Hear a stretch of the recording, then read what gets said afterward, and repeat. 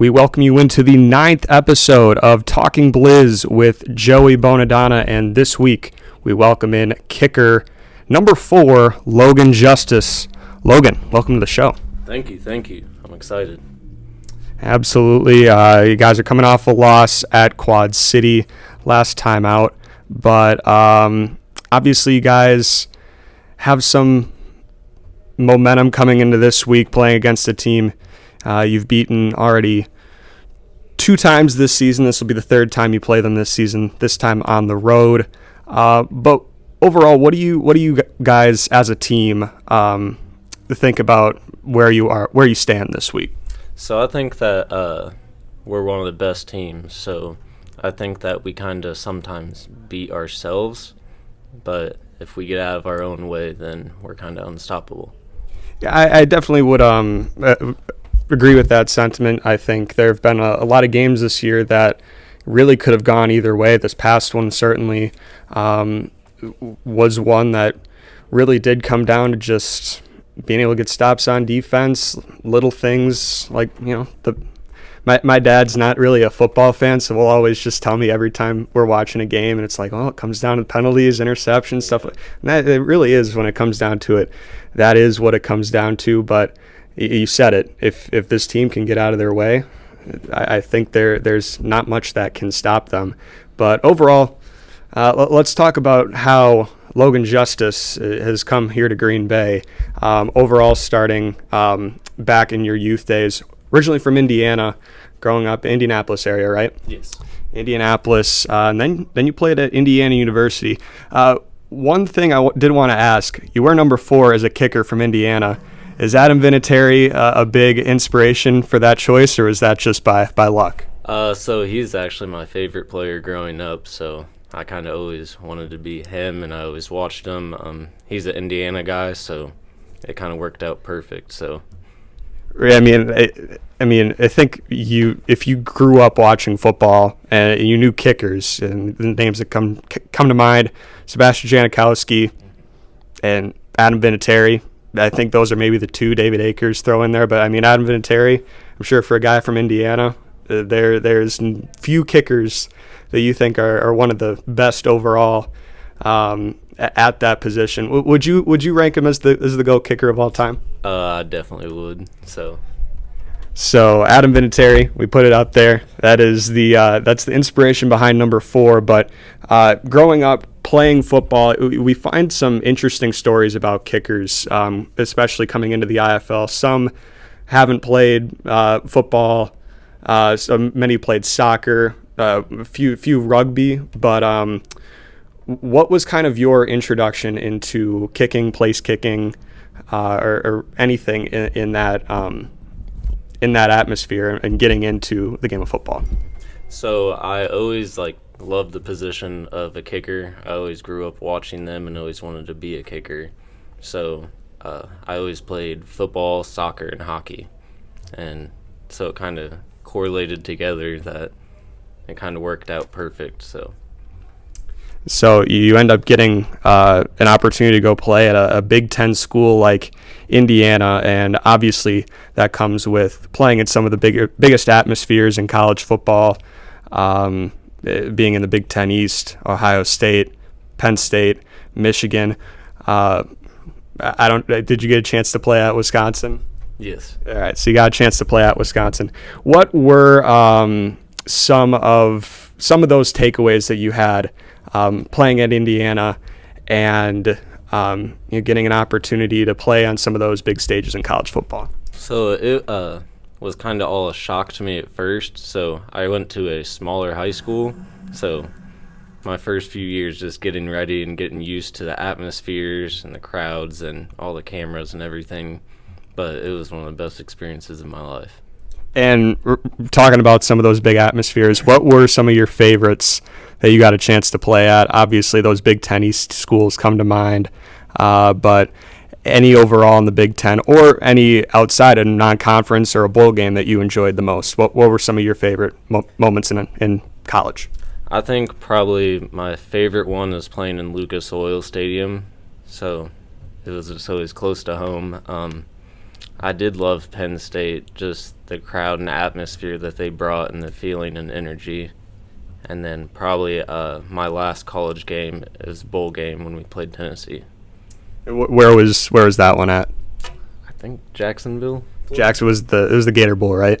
Yeah, that's what I had here. So those are some big time spotlights. Obviously, getting a chance to play at Lucas Oil, obviously growing up in Indianapolis had to have been a special experience for you.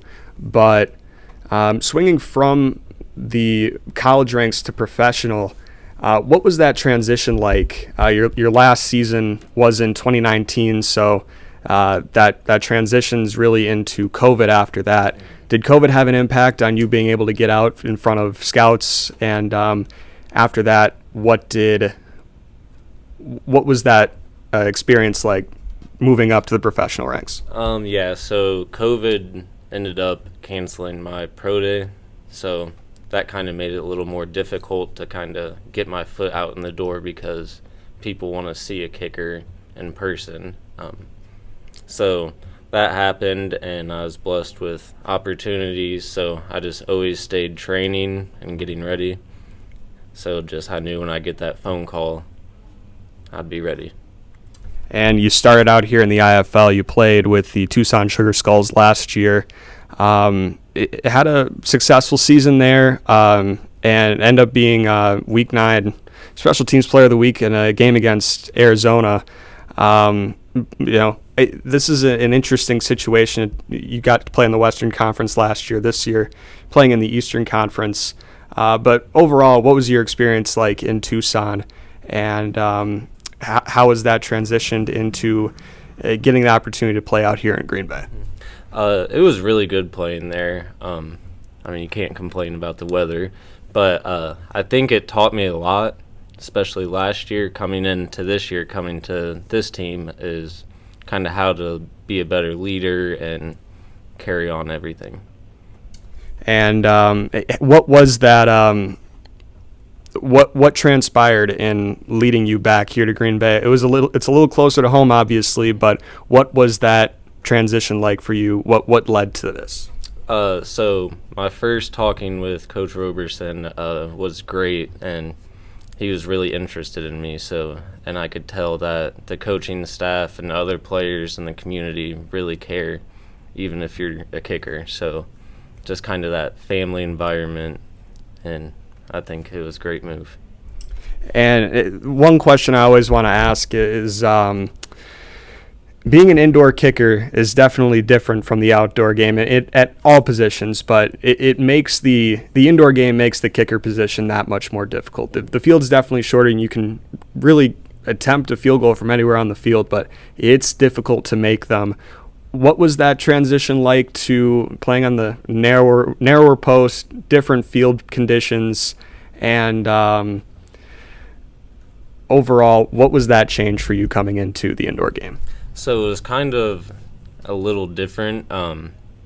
Just being able to play indoors, it's nice, so you don't have to worry about weather, but you have obstacles like speakers and jumbotrons. So just kind of getting used to like the lay of the land and the stadiums you play in. But I think overall it's great. Which stadium has been the most difficult to kick in with low-hanging scoreboards, speakers, such forth? There's a lot of arenas that don't really have those obstacles, but some are definitely more difficult to kick in. What do you rank as one of the tougher places to kick? I think one of the tougher places is probably the Vegas field, just because of the Jumbotron, but it's a really nice field. It's great playing there. And it's obviously the transition from Western to Eastern Conference, and kind of a segue into the team atmosphere of things here down the stretch. Your early part of the schedule here in Green Bay, you guys got a chance to play at home a lot, and that kind of gave you an opportunity to get used to what the Resch Center was like and the atmosphere there. Now you guys, last seven games, 6 of them are going to be on the road. Where does that play into? How do you prepare for games and the different arenas you're going to get to play in? And overall for the team, how do you guys keep your focus? Obviously, every win matters at this point in the season and trying to make the playoffs. What do you think is going to be key to trying to keep that focus on the road here? So I think probably the key thing is just staying together. When you're on the road, it could be difficult kind of getting that energy because you're not the home crowd, so everyone's kind of looking at you. But I think just staying like close together as a family and a brotherhood, that could drive us to win. And this week you guys are on the road in Des Moines, Iowa, taking on the Iowa Barnstormers. The kicker on that side is Gabe Rui, played at Kansas. He kind of brings a little bit of a different swagger to the kicker position in this league. Have you gotten a chance to talk to Gabe and kind of what his experience has been in the indoor game? Yeah, so I talk to every kicker before the games and kind of just get to like pick their minds. Gabe's a really great guy. He's been playing here for a while, so his experiences and just kind of bouncing off one another, just helping each other. And this is going to be an interesting situation for you guys. Obviously, you're coming off of a loss, but you're playing an Iowa team that they did not fare well against Sioux Falls this past week, but I think they've also shown in their one win. They also dropped 70 points on Massachusetts. What challenge does that provide? Really, a team like Iowa that can come out of nowhere and lay some points on the board. What do you guys think can be the factor towards winning this game and, again, keeping focus on an opponent like this? Yeah, so it's mainly just kind of the mental focus and never looking down on someone, because at any given time you could beat someone. So just kind of trying to stay focused on our craft and how we play football and what we do, I think, is our key to success. And then your last home game is going to be here next week. And obviously, I know Coach Roberson, I've been working with him for years, but his mantra is 1 week at a time, 1 day at a time. But again, your last home game is going to be here next week. What has the atmosphere been at the Resch Center, the community aspect to things, the fan base? How has that treated you in your first year here in Green Bay? I love it. I think the community is just amazing. We have so much support, and it kind of shows in our fan base and kind of all the families and people that come and support. So it's just been great being here. It makes me feel at home. And I don't know quite exactly what the travel is going to be out to Iowa, but I've known in the past some of the fan base has made the trip out to Des Moines, so we'll see how that one pans out. Last question that I wanted to ask was one that I asked to everyone. What's one thing that Blizzard Nation doesn't know about you that you'd like to share? Could be a hobby, collector's item, fun fact, just anything to know about Logan Justus that Blizzard Nation might not know. So I'd definitely say if you ever see me, come say hi. I'm always a smiling person and always loving to talk to people, share my experiences and listen to them. I guess a fun thing is I love video games, so if you guys ever want to play any games against me, good luck. What options do we got at video games? What's the expertise? I would say probably my main games are Smite, Fortnite, Call of Duty, and then probably just those three.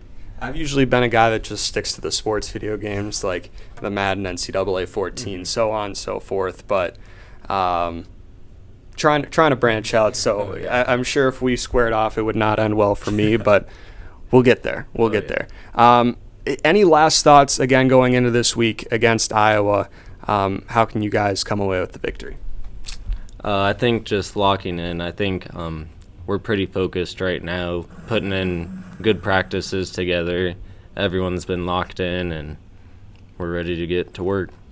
Again, the Blizzard on the road this week, taking on the Iowa Barnstormers in Des Moines, Iowa, this Saturday. A 7 o'clock kickoff out at Wells Fargo. It's either arena or center. I get the two mixed up between Philadelphia and Des Moines. So that'll be live on YouTube. You can tune in And again, Blizzard will be back at home. Last home game of the season next week on June 9th, taking on the Quad City Steamwheelers. Last game at home at the Rush Center. With that, that'll wrap up this episode of Talking Blizz. I want to thank Logan for sitting down with us this afternoon. And thank you so much for tuning in. And as always, go Blizz.